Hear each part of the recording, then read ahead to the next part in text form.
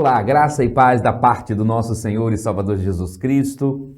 Estamos retomando mais uma vez para o nosso estudo semanal. Às quartas-feiras, a Igreja Batista Central de Vitória, nós temos estudos bíblicos, teológicos, entre outras coisas. E agora nós estamos estudando sobre Eclesiastes, o livro de Eclesiastes. Um livro muito rico em orientações e conselhos, principalmente para os nossos dias. É um livro que nos remete aos tempos de Salomão, do grande rei Salomão, que apesar de ter pedido muita sabedoria ao reinar, ele trouxe um peso muito grande ao povo. E ele está tentando agora trabalhar em cima disso e mostrar o seu arrependimento. Esse estudo se dá durante o período da pandemia. Nós estamos agora projetando esse estudo nas nossas redes sociais, mas estou pessoalmente ministrando nas quartas-feiras. Você pode participar. E assim lá você pode fazer perguntas, entre outras coisas. Mas para que todos possam saber o que está sendo ministrado, estamos postando esses estudos nas nossas redes sociais.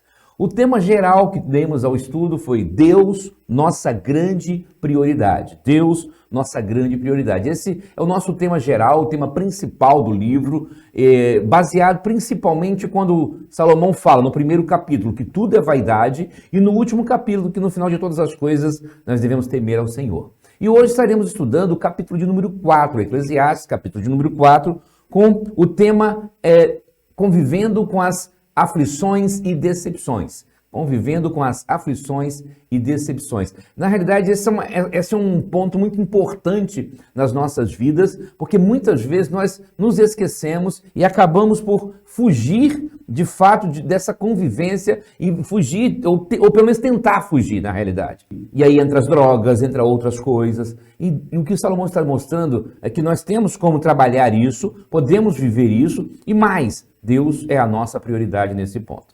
Vamos fazer a leitura da palavra de Deus, Eclesiastes, capítulo 4.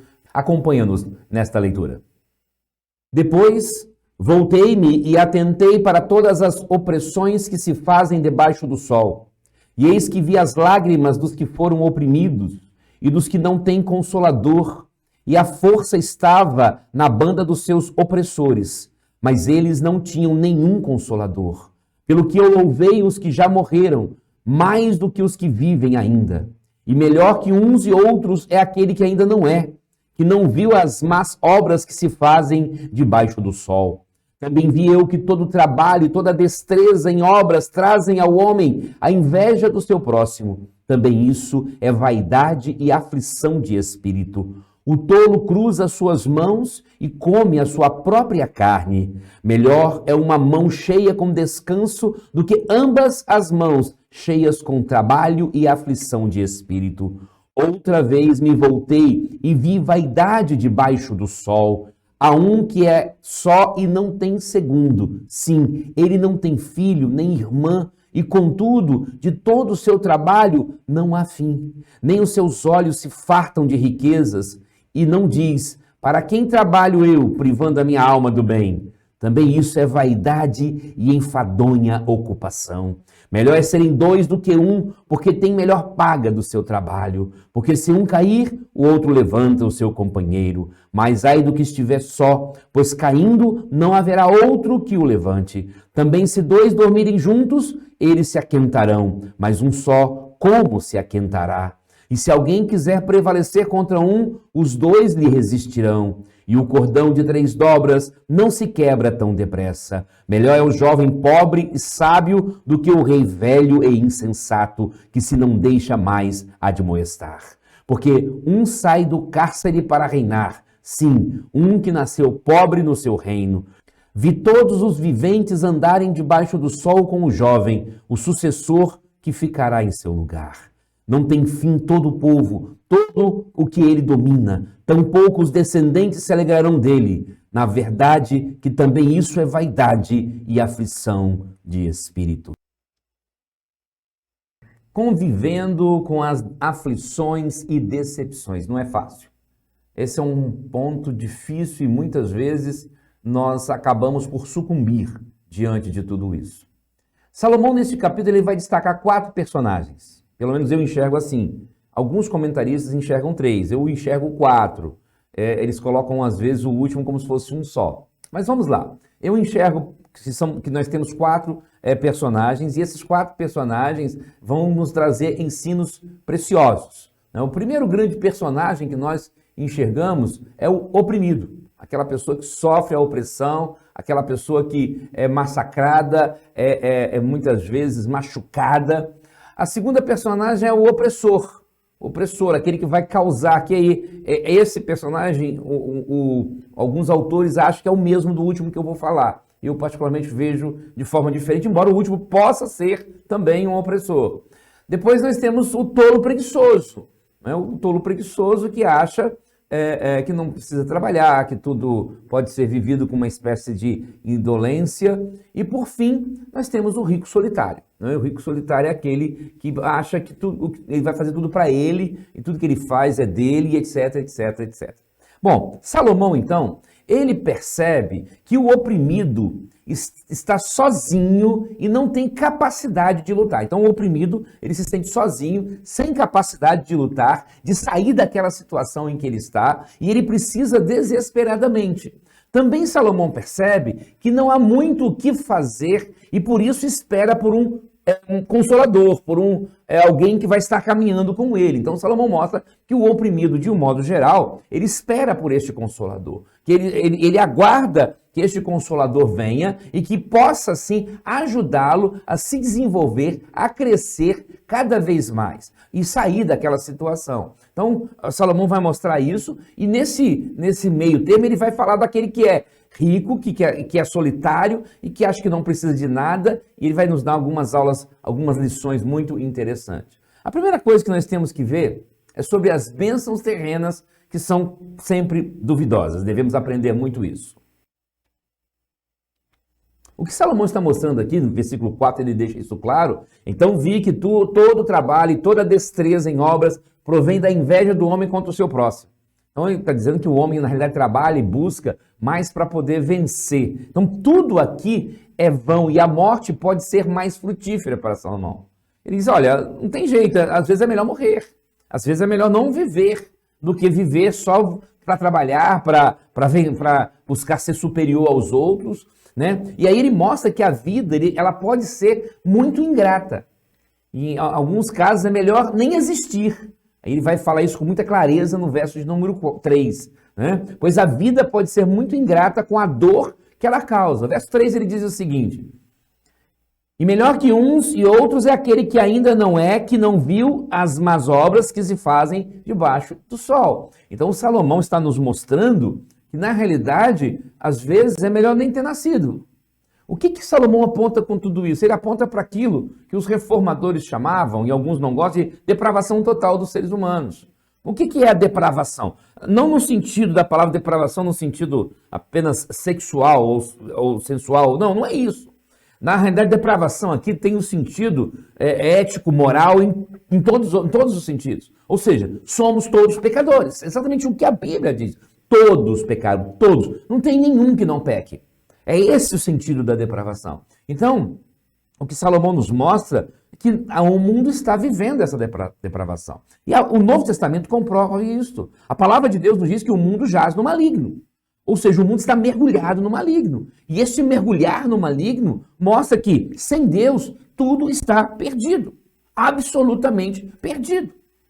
O autor, então, olha para a ótica do debaixo do sol, que é a expressão que ele usa muito, e debaixo do céu, e vê que sem Deus está tudo perdido. E aí nós vemos que muitos tentam fugir de seus problemas, pois não queriam tê-los. Muitos fogem dos problemas de sua vida, ou os problemas que surgem, porque não queriam tê-los. Não conseguem conviver com as aflições e decepções. Jesus nos ensina no Sermão do Monte que a chuva cai sobre justos e injustos, que o sol nasce para justos e injustos. Então, na realidade, nós precisamos ter isso em nossa mente. Um cuidado que devemos ter em saber que, diante das frustrações e decepções, temos um Deus. Temos um Deus que nos guarda, temos um Deus que nos sustenta. Então, Salomão está nos mostrando isso. Também há um perigo muito grande do sucesso e ter a dose certa. Né? Perigos do sucesso e a dose certa. O que é isso? Salomão mostra com muita propriedade que é fútil a vida voltada somente para aquisições de riquezas. É fútil, não vale nada. Isso só causa inveja, causa aflição de espírito. Exatamente isso que o autor está nos mostrando. E essa aflição de espírito traz muitos problemas para nós. E o autor também chama atenção para os extremos que são muito perigosos. Esses extremos aqui é aquele que trabalha demais e não vive, e aquele que é preguiçoso, aquele que é indolente. São personagens que nós citamos lá atrás. Os versos 5 e 6, Salomão vai nos dizer o seguinte: o tolo cruza suas mãos e come a sua própria carne. Melhor é uma mão cheia com descanso do que ambas as mãos cheias com trabalho e aflição de espírito. Então Salomão aqui mostra que, olha só, devemos fugir desses extremos aí. A preguiça é um extremo que nos atrapalha a glorificar a Deus. Nós glorificamos a Deus através do nosso trabalho, nós glorificamos a Deus através da nossa postura de servos, mas por outro lado, viver para o trabalho, em função do trabalho, não resolve nossa vida diante de Deus. Na realidade, nós precisamos trabalhar para viver e não viver para trabalhar. Isso tem faltado muitas vezes em nossas vidas. Nós muitas vezes trabalhamos, queremos colocar dinheiro em casa, queremos dar o melhor para as nossas esposas, para os nossos filhos, nossos cônjuges, mas nos esquecemos que essas pessoas, às vezes, precisam até mesmo de nós. Já vi muitos casos de pessoas que acham que estão dando tudo para os filhos, mas não estão dando o principal, amor, atenção. Pior do que isso, se não dão para os filhos, menos ainda dão para Deus. Então vira um ativismo de trabalho muito grande. Agora, o outro extremo é extremamente perigoso. Paulo fala aos Tessalonicenses, quem não trabalha não come. Isso é complexo. Hoje vivemos dias onde cada vez mais aumenta o número de moradores de rua e boa parte deles quer realmente trabalhar e às vezes está passando dificuldade. Alguns são mergulhados nas drogas. Mas existe um bom grupo, não são poucos também, não estou dizendo que é a maioria, mas que um bom grupo que não quer trabalhar, que não quer fazer, que não quer se dedicar, que vive longe da vontade de Deus. Então, a ganância é tão perigosa que muitas vezes nos leva a trabalharmos para nós mesmos. Mas, por outro lado, a preguiça é tão perigosa quanto. Porque quando nós vivemos na preguiça, nós nos esquecemos do que realmente devemos fazer, que é glorificar a Deus através do nosso trabalho. Mas Salomão continua. Veja o que ele diz no verso de número 8. Há um que é só e não tem segundo. Sim, ele não tem filho nem irmã. E contudo, de todo o seu trabalho não há fim. Nem os seus olhos se fartam de riquezas. E não diz, para quem trabalho eu, privando a minha alma do bem? Também isso é vaidade e enfadonha ocupação. Salomão agora mostra a última personagem, o rico, solitário. Aquela pessoa que acha que é dono de tudo, que ele consegue tudo que quer, que tudo é perfeito, segundo a ótica dele, que ele que vai viver para ele mesmo e só. Então, esse ponto é muito perigoso. Ser solitário, ser distante de todos, da sociedade, não é o que a Bíblia diz. E aí a gente vê uma outra coisa. Nós somos criados para a sociedade. Nós somos criados para sermos seres sociais. Aí o autor vai nos lembrar que é melhor serem dois do que um, porque tem melhor paga do seu salário. E ele faz outras comparações, como o aquecimento num frio muito intenso, entre outras coisas. Então, o autor se aproveita da deixa da solidão para mostrar por que precisamos uns dos outros. Ele deixa o rico solitário e mostra, peraí, não é essa a realidade.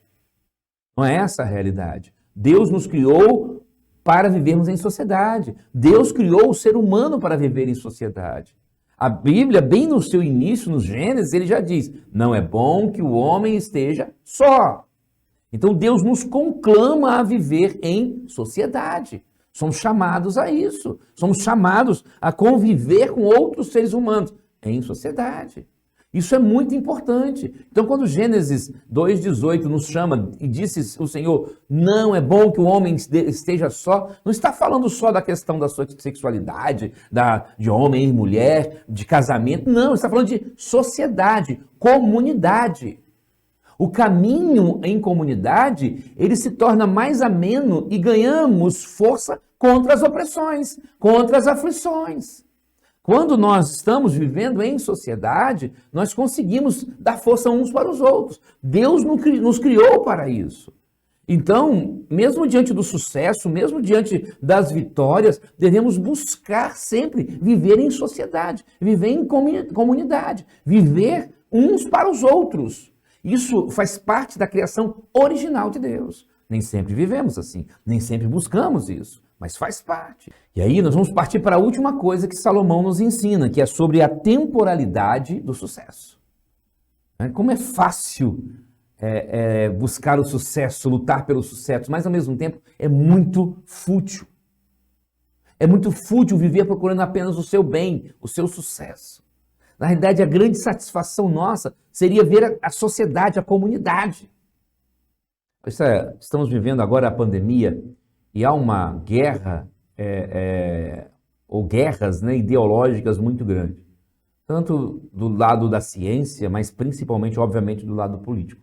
Mas no lado da ciência, o que nós vemos são pessoas muitas vezes que querem mais aparecer do que, de fato, mostrar uma solução para a comunidade. Então é muito fácil criticar o outro lado sem estudar, sem pesquisar, sem meditar e já tentar derrubar a teoria. É mais fácil impedir que o outro lado cresça do que, na realidade, provar que a sua teoria realmente é certo. Então, é fútil viver procurando apenas o seu bem. É fútil viver apenas para si mesmo. Parece que Salomão agora está olhando para ele mesmo. Ele deve estar fazendo aqui uma reflexão. Eu falei que esse livro é um livro do arrependimento. Salomão está fazendo uma reflexão. E aí ele fala sobre o jovem pobre e sábio, que é melhor do que o velho insensato. Diz assim o texto no verso de número 13. Melhor é o jovem pobre e sábio do que o rei velho e insensato, que se não deixa mais admoestar. Salomão está dizendo que muitas vezes, através da nossa juventude, nós podemos ainda aprender muita coisa. Mas quando já fechamos a nossa cota através da nossa idade, muitas vezes nós não queremos mais aprender. Isso nos dificulta. As aflições podem nos ensinar a fazermos a forma correta ou da forma correta, a fazermos a coisa certa. E devemos orar e buscar isso aí. É muito importante. Salomão parece cada vez mais estar olhando para ele mesmo e ver o quanto ele falhou nesse ponto. E aí no verso 14 ele vai completar a sua argumentação. Vejamos. Porque um sai do cárcere para reinar, sim, um que nasceu pobre no seu reino. O texto aqui parece messiânico, ou uma recordação. Ele pode estar olhando para trás, lembrando de José, mas José não era pobre, ele não nasceu pobre. Ele estava pobre em função da sua situação. Mas, enfim, ele pode estar olhando para José, mas principalmente ele pode estar olhando para Jesus Cristo. O Espírito Santo pode estar apontando para o Messias, que vai nascer numa manjedoura, vai crescer, vai se desenvolver, mas vai se tornar o rei dos reis, o Senhor dos senhores. Mas aquele que é pobre e reina, aprende a dar valor à vida. É claro que isso é a visão debaixo do céu, debaixo do sol. Salomão sabe que se não tiver o ingrediente chamado Deus, isto não é possível. Então ele está mostrando que apesar do governo melhor do pobre, ainda assim não passa de uma vaidade debaixo do sol. Mas ele entende que tudo nesta vida é uma temporalidade, é uma coisa passageira. Tudo, absolutamente tudo é passageiro neste mundo. Então, o que nós podemos aprender ou aplicar de tudo isso? Vamos tentar fazer algumas aplicações para as nossas vidas. Pelo menos 3 aplicações eu gostaria de fazer com você neste momento. A primeira delas é que Deus não se agrada daqueles que oprimem os mais fracos. Deus não se agrada. Deus não tem prazer nenhum em ver pessoas oprimindo, destruindo, pisando em outras pessoas. E isto tanto pode ser pelo lado de pessoas ricas, como pode ser do lado de pessoas também poderosas em termos de política ou coisa parecida. Nem sempre a opressão vem apenas do rico. A opressão pode vir de pessoas interesseiras, que nem ricas são. A opressão pode vir através de religiosos, interesseiros, mas Deus não se agrada. Deus tem horror a isso. Deus vai exaltar os humildes naquele grande dia, no dia final. A segunda coisa que eu aprendo, nosso trabalho precisa ser feito com muito equilíbrio. Nós precisamos entender que trabalhar é muito importante. Devemos honrar a Deus através do nosso trabalho. Devemos honrar a Deus através do nosso compromisso cotidiano. Mas, ao mesmo tempo, tem que haver equilíbrio. O trabalho não é tudo na minha vida. Eu não devo, nem posso buscar o tempo todo só trabalhar. Eu tenho que me preocupar com o reino de Deus. Eu tenho que me preocupar com a minha família. Eu tenho que me preocupar com aqueles que nos cercam. E por fim, eu aprendo com Salomão que nossa comunhão com Cristo deve ser refletida em nossa comunhão com outras pessoas. Ou seja, viver em comunidade é algo que a Bíblia nos orienta, é algo que a Bíblia nos ensina, e isso nos ajuda a conviver com as aflições e as decepções. Um vai ajudar o outro. Nós podemos vencer através disso aí, podemos vencer através desse comportamento. Meu amado e minha amada, como está a sua vida diante de Deus? Você que está passando por essa pandemia neste momento, será que sua vida tem sido uma vida de equilíbrio? Será que a sua vida tem sido uma vida de tranquilidade, de conforto? Você tem sentido o conforto que vem de Deus, que vem do Senhor? Pense nisso, pense em como Deus é importante, pense no que Ele pode fazer, pense no que Ele faz e no que Ele fará. Pense no futuro de Cristo voltando. Como está a sua vida diante de Deus? Como está o seu comportamento diante de Deus? Então, que Deus possa nos ajudar. Deus possa nos ajudar cada vez mais a ver que Ele é a nossa prioridade. E mesmo diante das aflições e decepções, Ele nos dá meios, como a igreja, comunidade, e Ele nos dá capacidade de olharmos para nós mesmos sem nos preocuparmos em humilhar outras pessoas, sem nos preocuparmos em nos tornarmos superior a outras pessoas, apenas e tão somente vivermos para a honra e glória daquele que nos chamou das trevas para a sua maravilhosa luz. Pense nisso, que Deus complete estas palavras em seu coração. Amém.